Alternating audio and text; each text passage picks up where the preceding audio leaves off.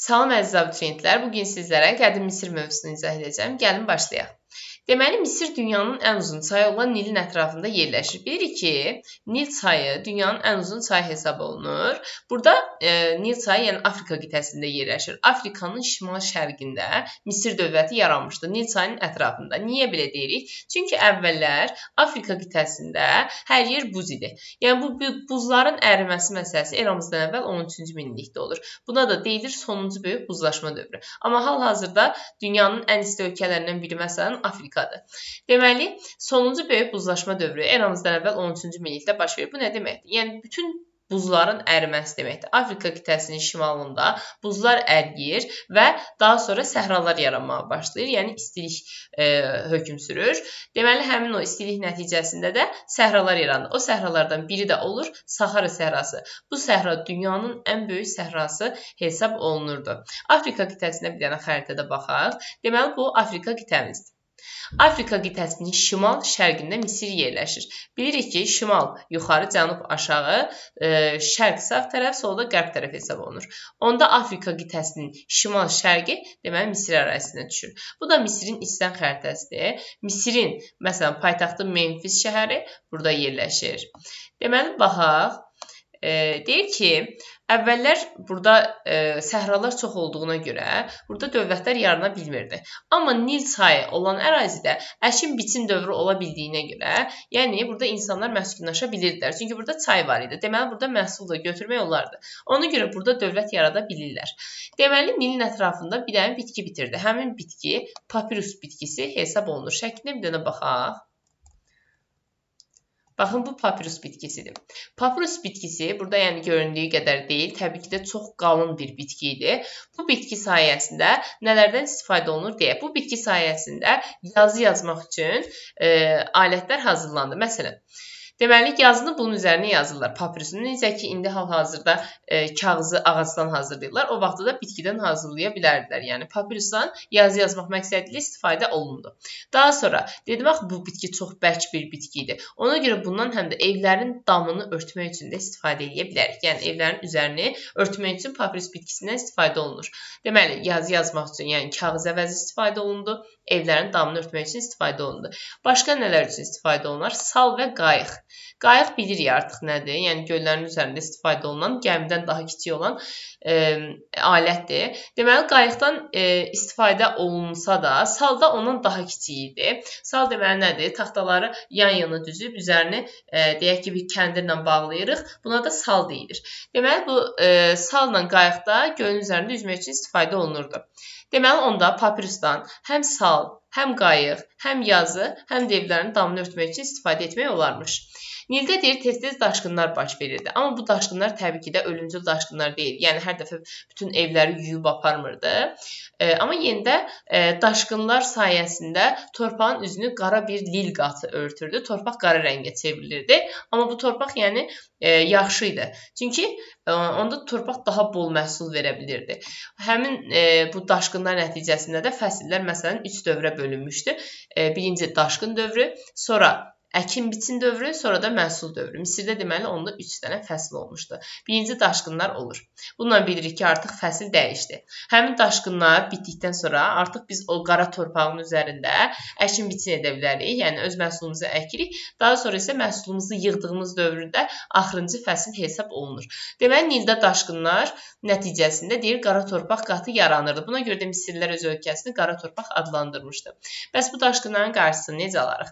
Daşqınların qarşısını bəndlər vasitəsilə. Bunu necə yadımızda saxlaya bilərik ki, bəndlərə damba deyilir. Bəndlər, bənd sözündə də B və D hərfindən istifadə olunur. Damba sözündə də D və B hərfindən istifadə olunur. Yəni, bunu süni suvarma olan şadufla qatmamaq üçün deyirəm ki, hərflər vasitəsilə də yadımızda saxlaya bilərik. Deməli, Nildə tez-tez daşqınlar baş verirdi. Bu daşqınların nəticəsində qara torpaq qatı yaranırdı. Daşqınların qarşısında bəndlərlə, yəni bəndlər nədir? Hörülən də daşlarla hörürlər. Deməli, Nil çayının qarşısını almaq üçün də bəndlər tikilirmiş. Buna da damba deyilirmiş. Bəs şaduf nədir? Şaduf su varmaq üçün istifadə olunan alətdir. Baxırıq şadufa. Deməli, şaduf budur.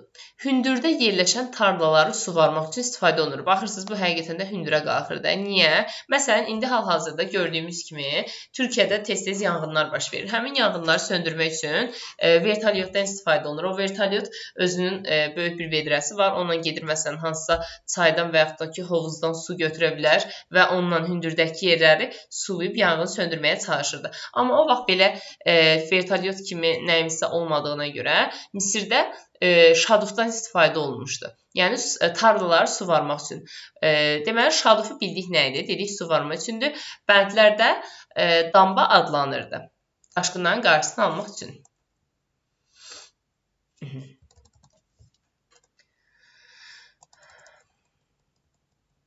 Deməli, Misirdə vahid dövlətdən danışmaq istəyirəm. Hələ vahid dövlət nədir ümumiyyətlə? Təsəvvür edin ki, Azərbaycan hal-hazırda vahid dövlətdir də.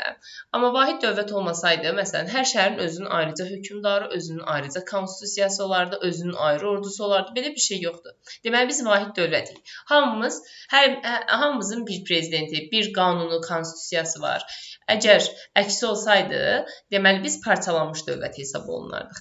İndi Misirdə də əvvəllər 40-a yaxın kiçik-kiçik dövlətlər vardı. Deməli, məsələn də təsəvvür edək ki, bunlar kiçik dövlətlərdir. Deyək ki, 40 dənə, indi mən burada az çəkirəm. 40 dənə kiçik dövlətlərdir. Bunlar arasında kiçik dövlətlərində kiçik hədəfləri olur.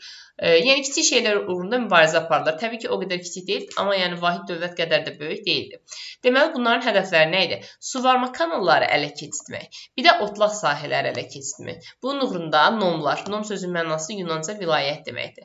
Nomlar bunun uğrunda mübarizə aparır. Deməli, nəyin uğrunda? Suvarma kanalları və otlaq sahələrini ələ keçirmək uğrunda. Yəni, bunlar kiçik dövlət. Deyək ki, bu bir nomdur bu xırda. Bu bir nom digər nomu tabe elədi. Oldu mu? Daha böyük.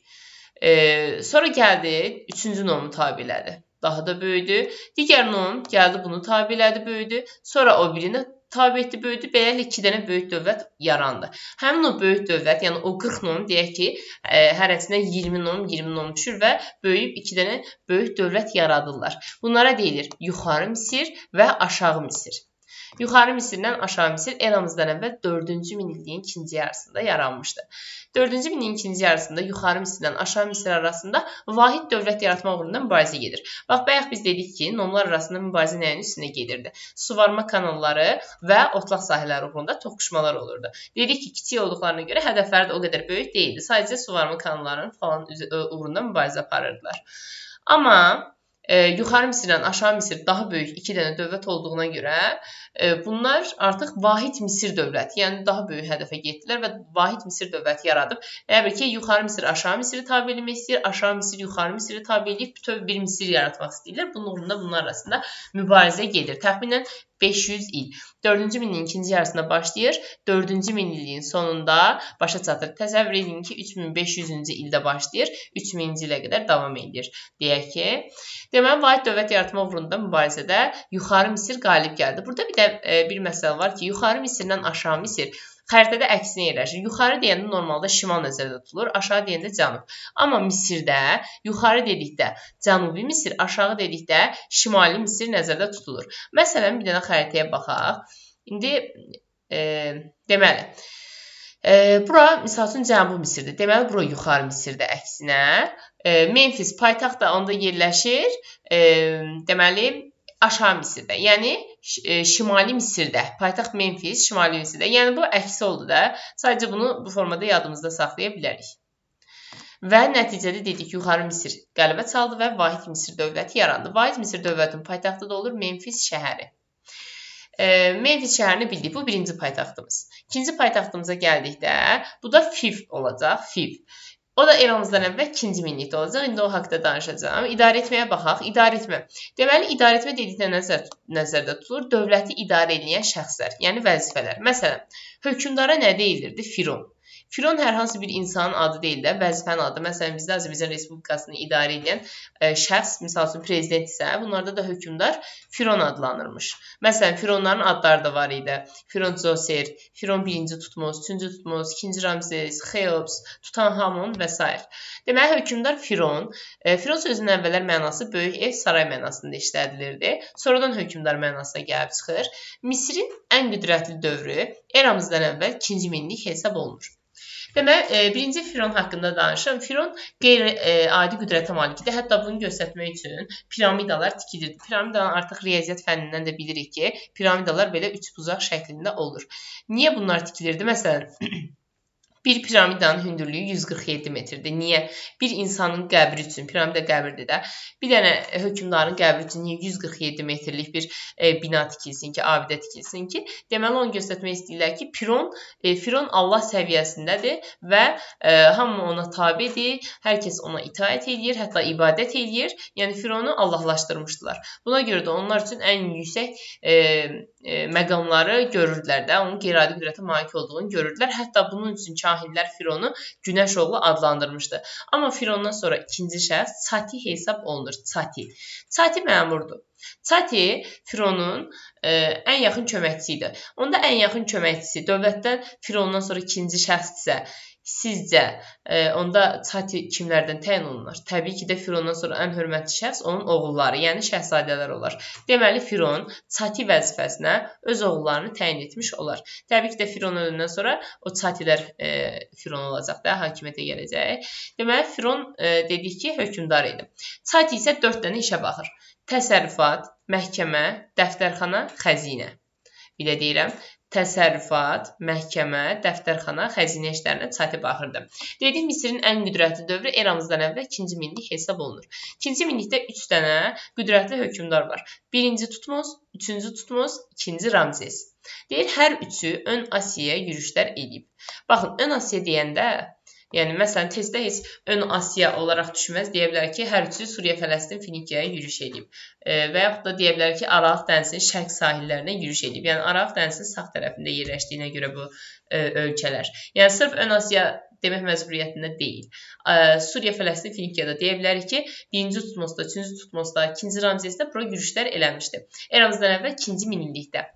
Deməli, 1-ci Tutmos digərlərindən fərqli olaraq ölkənin ərazisini ilk dəfə Fərat çayına qədər gəlib çatdırıb və Nubiyanı tabe edib. Onsuz da Suriya, Fələstin, Finikiyanı cüdə tabe edib də, bu oxşar cəhət idi. Amma hərəsinin özünə məxsus xüsusiyyətlərini deyəsi olsaq, 1-ci Tutmosa gedək baxaq. Dedik ki, Nubiyanı tabe edib, Nubiyada bayaq göstərdiyim kimi buradadır. Yəni, yuxarı Misirdədir. Deməli, 3-cü Tutmosun digərlərindən fərqi də əslində o qədər də böyük fərqlilik yoxdur. Bundan sonra hər kəs bunu edir. Amma Suriya və Fələstinin canişinlər tərəfindən idarə olunması məsələsi 3-cü Tutmosa aiddir. Canişin nədir? Vilayətləri idarə edən şəxs. Məsələn deyək ki, Azərbaycanda müxtəlif şəhərlər var da. Hər şəhərin özünün icra başçısı var. Təbii ki, prezident bir şəxs bütün şəhərləri eyni anda idarə edə bilməz də. Ona təbii ki, köməkçilər lazımdır. Həmin köməkçilər də məsələn icra başçısıdır. Hər şəhərin özünün icra başçısı olur və yaxud da rayonun.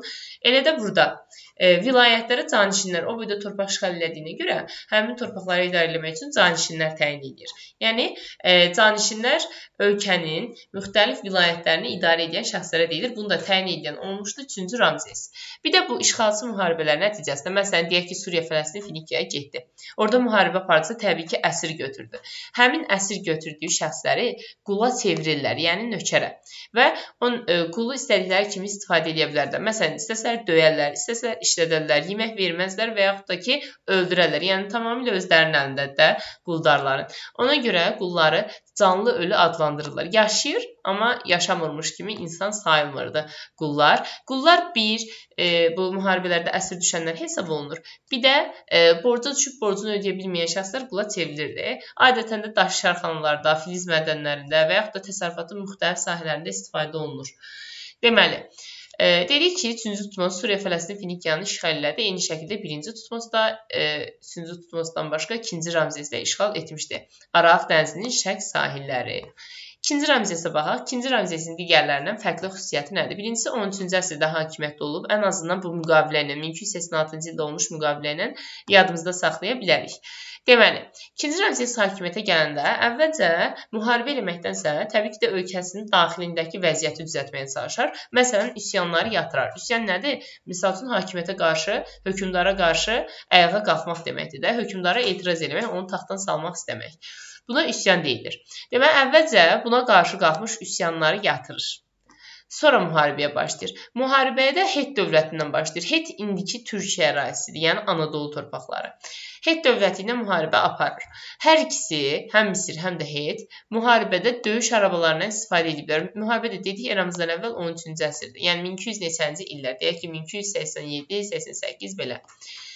Sonda Kadeş sülh müqaviləsi imzalanır. Baxın, testlərdə bunu qəsdən bizi çaşdıra bilərlər. Testlərdə deyir ki, tutaq ki, Misir Heti məğlubiyyətə uğratdı. Xeyr.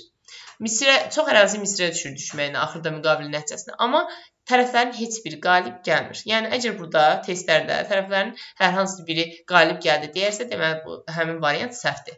Deməli, sonunda Kadeş müqaviləsi bağlanır. Bunu Kardeş sözündən yadımızda saxlaya bilərik ki, bunlar artıq barışır və sülh müqaviləsi bağlayır 1286-cı ildə. Tarixdə ilk sülh müqaviləsidir yazılı şəkildə.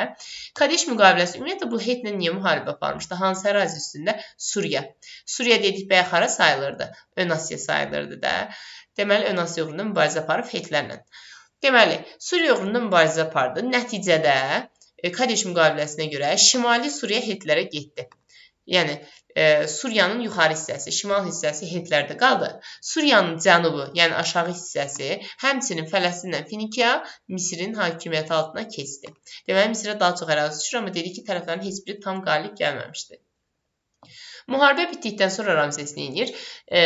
Artıq dövlətdə quruculuq işləri aparır. Yəni, məsələn, heykəllər qoydurmağa başlayır, saraylar, məbədlər tikdirir, şəhərləri bərpa etdirir. Quruculuq işləri apardı. Paytaxtı köçürdü Fivə. Bəs bayaq demişdik, birinci paytaxt haraydı? Memfis idi. Onda desək ki, Misirin paytaxtları nə vaxtdır? Eramızdan əvvəl 4-cü minilliyin sonunda dövlət yaranan kimi Memfis paytaxt olur. Daha sonra eramızdan əvvəl 2-ci minillikdə ikinci paytaxt, İkinci Ramzesin dövründə Fiv olur. Hər dəfə iki sözündən istifadə edirik. Deməli, paytaxt Fiv şəhərinə çevrildi. Bundan sonra bir dənə də paytaxtı olur Misirin. Artıq dövlətçiliyinə son qoyulduqdan sonra Makedoniya İskəndərin dövründə İskəndəriyyə şəhərini saldırır və Misirin paytaxtına orada çevrilir. Deməli, 3 dənə paytaxtını tarixdə keçmiş oluruq. Misirin sonuncu qüdrətli hökmdarı da Ramzes olmuşdu. Bundan sonra artıq Misir öz qüdrətini itirir və bir də işğalçı müharibələr aparılmır. Niyə? Çünki artıq dövlət tənəzzül etməyə başlayır. Baxaq tənəzzülünə. Tənəzzül nə deməkdir? Tənəzzül zəifləmək deməkdir. Misir niyə zəifləyir? Hakim sülalənin tez-tez dəyişməsi nəticəsində. Məsələn, təsəvvür edək ki, sülalə nədir? Hakimiyyətin atadan oğula keçməsi. Təsəvvür edək ki, tutaq ki, bir neçə sülalə var. Deyək ki, Məmmədovlar, nə bilim, Muxtarovlar, Ziyadovlar falan belə sülalələr var.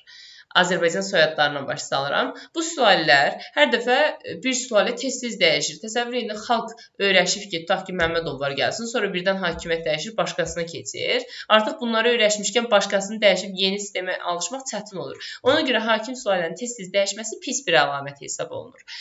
Və hakimiyyət uğrunda mübarizə nədir? Məsələn, hakimiyyət uğrunda mübarizə odur ki, deməli, taxta tutaq ki, atadır. Firon.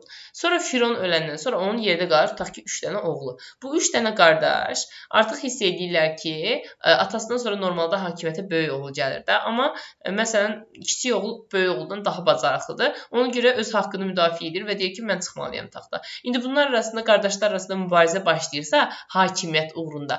Deməli, hökmdar olmaq istəyirlər və buna da deyilir hakimiyyət uğrunda mübarizə. Qardaşlar hətta bir-birlərini öldürürlər. Daha sonra məmurların özbaşınalığı. Məmurların özbaşınalığı nədir? Yəni, məsələn, vergiləri yığmalıdır. Tutaq ki, deyək, öz dilimizlə deyək ki, tutaq ki, nəyəsə işığın pulunu yığmalıdır. Gəlir, həftəlik 10 manat yığmalıdır vergi olaraq, amma gəlib 50 manat istəyir. Bu deməli özbaşınalıqdır. Haqqından lazım olmalı olduğundan daha çox vergi alması özbaşınalıqdır. Və yaxud da Fironların nüfuzdan düşməsi. Bayaq dedik ki, Firon qeyri-adi qüdrətə malikdir. Ondan ötürü piramidalar tikirdilər hündür. Hətta bir piramidanın hündürlüyü 147 metr olsa, görün bu nə qədər nüfuzlu şəxs imiş. Amma getdikcə bu məmurlar falan özbaşınalıq eləyəndə, deməli Fironların buna gücü çatmır ki, bunlar belə rahatlıqla özbaşınalıq eləyə bilirlər, cəmaatdan çox vergi yığa bilirlər. Deməli, onda Fironlar nüfuzdan düşüb artıq. Sonra Əhəməni dövləti, dedik ki, 1-ci minillikdə Misir zəifləyir. Misir zəifləyəndə də fürsətdən istifadə edir Əhəməni dövləti. Əhəməni dövləti indiki İran, yəni bizim cənubumuzdakı İrandan söhbət gedir, həmin ərazidə yerləşirdi. Əhəməni hökmdarı 2-ci Kambiz gəlir eramızdan əvvəl 525-ci ildə Pelusiya şəhərində döyüş baş verir. Pelusiya döyüşü nəticəsində Əhəməni Misirin dövlətçiliyinə son qoyulur. Bundan sonra Misir sadəcə bir əyalətə çevrilir. Yəni dövlət kimi sayılmır. Artıq onun şəxsən hökmdarı falan olmur. Pelusiya sözünün mənası da Misiri qoruyan qala, Misirin möhrüdür. Deməli, Misir dediyi Əhəmənilərin əyalətinə çevrildi və bundan sonra dövlət deyə bilmərik. Onun dövlətçiliyinə son qoyuldu 525-ci ildə, yəni 1-ci minilliyin ortasında. Bundan əlavə 332-ci ildə daha sonra Makedoniyalı İskəndər gələcək, onun əyalətinə çevirəcək. Bir də eramızdan əvvəl 30-cu ildə də Roma imperatoru, yəni imperator olmamışdı hələ, Romanın hökmdarı Oktavian Avqust. Deməli, mədəniyyətə baxaq, qədim Misirin adları. Deməli, Misirin adları qızıllı ölkə. Niyə qızıllı ölkə adlanır? Çünki Misirdə çox qızıl var idi. Dedik ki, baxın bir də bir şey demək istəyirəm ki, burada Nubiya haqqında bayaq dedik ki, Nubiyanı ilk dəfə tutan kim idi? Birinci Tutmos. Bəs Nubiyada 24 metrlik heykəlini qoyduran kimdir? İkinci Ramzes. Deməli, Nubiyanı tutan birinci Tutmos. Tutmaq sözünü yadımızda saxlayaq. Nubiyada heykəl qoydurdan da quruculuq işləri aparan kim idi? Hetlə müharibə aparandan sonra. İkinci Ramzes. İndi Nubiyanı tutmuşdu. Onda deməli, Nubiyanın bütün sərvətləri Misirə gəlməlidir. Məsələn, qızılı. Nubiya qızılı ilə zəngin idi. Ona görə Nubiyadan qızıllar gəlir Misirə. Ona görə Misirin çoxlu qızılı var. Buna görə də ona qızıllı ölkə deyə bilərik. Qara torpağı artıq bayaq izah elədim ki, daşqınlar baş verirdi və bu daşqınlar nəticəsində də torpağın üstü qara lil qatı ilə örtülürdü. Misirlilər buna görə öz ölkələrini qara torpaq adlandırırdılar. Biri var ehramlar ölkəsi. Ehram nə deməkdir? Piramida. Bayaq dedim ki, fironların qəbirləri piramida formasında, üçbucaq formasında böyük-böyük qəbirləri olurdu. Hər fironun təsəvvür edin nə boyda qəbri varsa, piramidası varsa, deməli çoxlu ehramlar var. Bu dəqiqə məsələn turistlər Misirə nəyə görə gedir? O piramidalara, ehramlara baxmaq üçün də öz ehramlarla məşğul olduğuna görə ehramlar ölkəsi deyilir. Və Nilin töhfəsi eramızdan əvvəl 5-ci əsrdə, yəni Nil çayının töhfəsi. 5-ci əsrdə Yunan alimi Herodot Misirin Nilin töhfəsi adlandırmışdı. Bunun deməli neçədən adı oldu. Yəni bunları heç məsələn Misir deməsin tezdə, eləcə qara torpaq haqqında yanlış məlumat desin, siz Misiri düşünüb seçməlisiniz. Eramızdan əvvəl 4-cü minilliyin sonunda yazı yarandı. 4-cü minilliyin sonunda başqa nə yaranmışdı? Vahid dövlət yaranmışdı. Deməli, dövlət yaranan kimi yazı olmalıdır. Niyə yazı yaranmalıdır? Yazı yaranmalıdır birincisi tarixi bilikləri ötürmək. Məsələn, mən burada indi bu dəqiqə sizə bu bilikləri ötürürəmsə, yazıdan, məsələn, yazıya baxıb ötürürəm də. Deməli, bunu oxumamız yazının sayəsindədir. Və Fironun əmrlərini, qanunlarını xalqa çatdırmaq. Təsəvvür edin ki, indi məsələn, internet var da. Təbii ki, internet də yazılar vasitəsindədir. Amma yəni görüntü, televiziya heç nə yox imiş. Və tabelalara asırlarmış ki, Firon filan qanunu vermişdi. İndi o yazı da olmayandan sonra necə çatdırmaq olar? Dildən dilə çatdırmaq təbii ki də hansısa yanlışlıqlar ola bilər və onun da özünün cəzası var da, qanuna tabe olmamaq. Ona görə ən yaxşısı yazının yaranması idi. İlk yazı da şəkli yazı, yəni piktoqrafik yazı hesab olunur. Amma şəkli yazı çoxdur, yəni çətindir. Məsələn, deməli, mən hal-hazırda sizə kompüterin qabağında bunu başa salıramsa, izah edirəmsə, indi bunu sizə necə yazı şəklində çatdırmalıyım? Durub mənim şəklimi çəkərsiniz və qarşımda kompüter var, belə şəkil çəkib başa salmalıyıq ki, məsələn, Ləman müəllim sizə dərsi izah edir. Yəni, bu təbii ki, çox çətin prosesdir. Və yaxud da ki, kimsə məktəbə gedir, bunu yazı şəklində baş salmaq üçün şəkli yazıdan istifadə ediriksə, uşağı çəkirik, məktəbi çəkirik, məktəbə doğru addımladığını çəkirik. Yəni, şəkli yazı gəlizdir. Buna görə də ən yaxşısı başqa bir yazı növünü icad etmək idi. Bu da hieroqlif yazıdır. Düzdür, bunun da sayı çox idi. Hieroqlif rəqəmlərin, işarələrin sayı çox idi. Buna müqəddəs işarələr deyirdilər. Hieroqlifi, amma əsas istifadə etdikləri yazı hieroqlif olmuşdu. Deməli, nəyin üzərinə yazırlar? Əsasən dedik ki, bayaq papirus. Papirusdan dedik həm yazı, həm evlərin damını örtmək, həm sal, həm qayıq məqsədli istifadə edirdik də. İndi bu hieroqlif yazıda təkcə papirus üzərinə yox, eyni zamanda daş, ağac, dəri üzərinə də yazırdılar. Yəni, papirus tapmadıqsa, məsələn, papirus o vaxt biraz baha idi. Yəni, bunu ancaq varlı şəxslər ala bilərdi. Ona görə daşın, ağacın, dərinin üzərində də yazmaq olar. Amma bu sırf hieroqlifə məxsus deyil. Təbii ki, digər ölkələrin yazıları da daşın, ağacın, dərinin üzərinə yazıla bilər.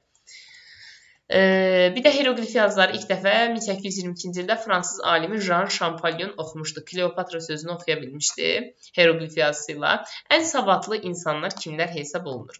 Ən savadlı insanlar kahinlər, yəni din xadimləri, məmurlar, məsələn polislər, bir də dəftərxana işçiləri hesab olunur. Bu dəftərxana işçilərindən kahinlər müəllimlik də edirdilər. Amma məmurlar yox. Elə təsəvvür edək, nə yadımızda saxlayaq, məmurlar polisdirsə, onların yəqin ki, müəllimlik eləməyə vaxtı olmaz da. Əsas fən həndəsədir. Niyə? Çünki dedik ki, piramidalar nə formada olurdu? Üçbucaq. Bu piramidaları tikmək üçün yəqin ki, həndəsəni bilmək lazım idi. Məsələn, üçbucağın forması, buna əlavə dairədir, trapesiyadır. Bunların hər birinin formasını bilmək lazım idi deyə həndəsə Misirdə ən geniş yayılmış əsas fən hesab olunurdu. Məsələn, cəbri heç həndəsə qədər yaxşı bilmirdilər. Deməli, kahinlər dedik din xadimi idi. Ulduzlu göyün xəritəsini tərtib etmişlər. Məsələn, ulduzlar göydə hamısı bir yerə toplaşırdısa, onda bu o deməkdir ki, artıq daşqın dövrü yaxınlaşır. Yəni, bununla məsələni bilirdilər. Və ulduzlarla nə isə bilmək də astronomiya elmidir. Daha sonra günəşin ayın tutulması, bu da astronomiyaya aiddir. Günəşin ayın tutulmasının vaxtını dəqiq bilirlər. Məsələn, günəş tutulacaq, axşam ay çıxacaq. Həmin o axşamın vaxtını bilirdilər əvvəlcədən. Nətər ki, bizdə bu dəqiqə necə bilirik, hava haqqında məlumatlarla bilirik də ki, axşam məsələn hava necə olacaq. İndi də həmin vaxtda Misir dövlətində də elə idi. Daha sonra Misirə məxsus xüsusiyyətdir bu sırf. Günəşlə su saatı. Yəni, bunu başqa bir ölkədə görməyəcəyik. Məsələn, heroqlif yazını Mannada görərik, Çində görərik, amma günəş və su saatı sırf Misirdədir. Bir də ki, bu ölkələrdən hər birinin təqvimi var. Yəni, Misirdə də var, digər ölkələrdə də var, Şumerdə də, Çində də, amma Çində digərlərinə fərqli olaraq dəqiq təqvimi var. Bu sırf Çinə özəl xüsusiyyətdir. Daha sonra tanrıları çox tanrılıqdır. Yəni, bunlar aya, günəşə, Nil çayına, fironlara, hər şeyə sitayiş edirlərmiş. Daşa, divara, yəni bütpərəstlik bütün özü heykəl deməkdir də. Deməli, bunlar heykələ də sitayiş edirlər.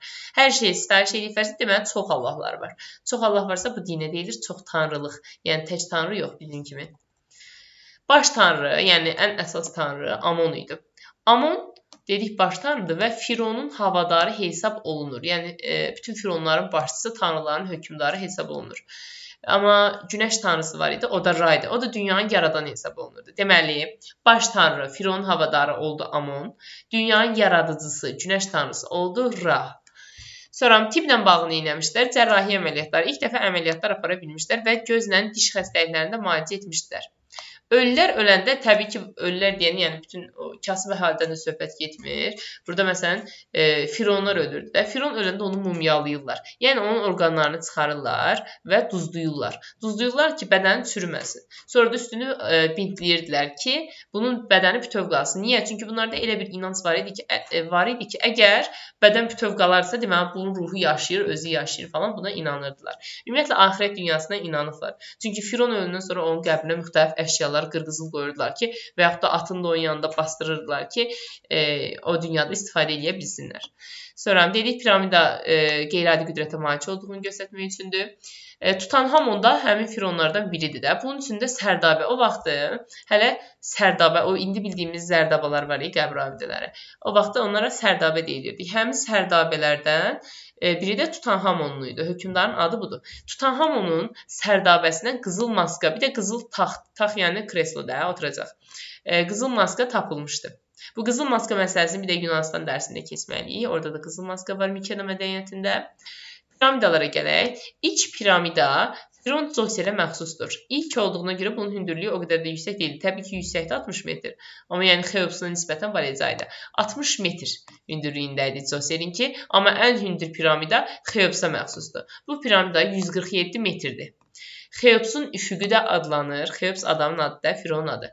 3000 ildən artıq dünyanın ən hündür tikilisi hesab olunub və dünyanın 7 möcüzəsindən biri. Məsələn, o 7 möcüzədən biri də İskəndəriyyə mayakıdır, dəniz fənəridir. O da çox hündür olduğuna görə, 140 metr hündürlüyündə olduğuna görə, onda dünyanın 7 möcüzəsindən biri hesab edə bilərik. Məsələn, Babildə asma bağlar var, o da dünyanın 7 möcüzəsindən biridir. Yəni 7 dənə möcüzə var. Və deyir ki, Fironun ruhunu qorumaq üçün piramidalar var idi də. Dedik ki, 147 metr hündürlüyündə piramida var idi. Bu piramidanın qarşısında heykəl qoyulurdu. Həmin heykələ deyilir Böyük Sfinks. Bu Sfinks dəhşətlər atasıdır. Çünki görünüşü qəribə idi. Başı insan başlı idi. Bədəni də aslan, yəni şir bədənli idi. Bu əfsanənin varlığı idi. Güya bu o heykəlin qabağında 20 metr idi hündürlükdə. Təsəvvür edin, bu 147 metrdir piramida. Bunun qarşısında duran Sfinks də 20 metr hündürlüyündə idi. Bunun məqsədi Fironun ruhunu qorumaq idi. Dəhşətli formada olduğuna görə, yəni qoruya bilirmiş.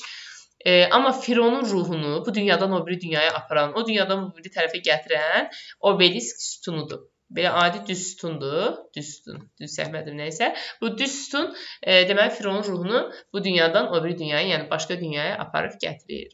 Belə əziz abituriyentlər, əgər daha çox videonun gəlməyini istəyirsinizsə, kanala abunə olub videonu bəyənib şərh yazmağı unutmayın.